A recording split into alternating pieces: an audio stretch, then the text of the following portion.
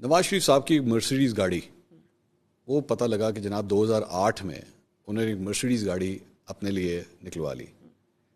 کیا ضرورت تھی جبکہ گاڑی الاؤڈ نہیں ہے؟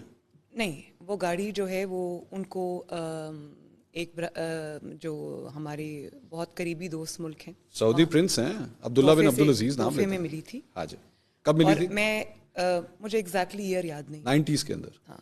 لیکن میری ایک بات سنیں، توشہ خانہ کی جب آپ نے گھڑی کی بات کی نا، توشہ خانہ سے قانونی طور پہ جو آپ کا قانون کہتا ہے اس کے مطابق کوئی چیز خریدنا پیسے جمع کرا کے جو پرسنٹیج حکومت پاکستان نے مقرر کی ہو، جی، اس میں کوئی غلط بات نہیں ہے. اب وہ ہونی چاہیے نہیں ہونی چاہیے، لینا چاہیے نہیں لینا چاہیے، وہ ایک الگ بحث. 90s میں لی ہوئی گاڑی. ایک سیکنڈ، لیکن توشہ خانہ سے چیز چوری کرنا وہ جرم ہے. ٹھیک، 90s میں لی ہوئی گاڑی 2008 میں کیوں کلیئر ہو رہی ہے؟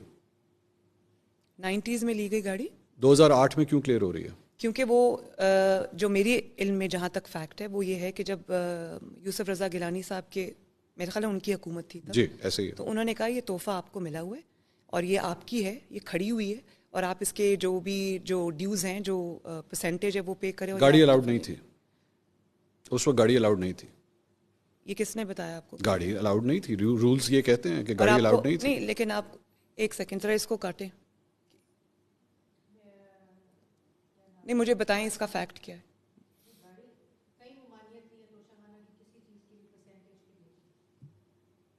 سنو، نہیں، ممانعت ہے، گاڑیاں الاؤڈ نہیں. گاڑیاں جو ہوتی ہیں وہ کارپول، مریم صاحبہ گاڑیاں الاؤڈ نہیں ہوتی.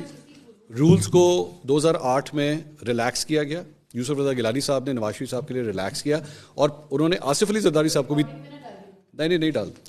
انہوں نے آصف علی زرداری صاحب کو بھی 3 گاڑیاں دی جس میں ایک لیکسس شامل ہے، BMW 7 سیریز میں آپ شامل کو ہے. ایک آنیسٹ بات بتاؤں، مجھے آنیسٹلی اس کا نہیں پتا، میں فیکٹس اینڈ فگرز چیک ضرور کروں. آپ چیک کر لیجیے گا، چیک کر یہ پلیز کائنڈلی ڈونٹ وری.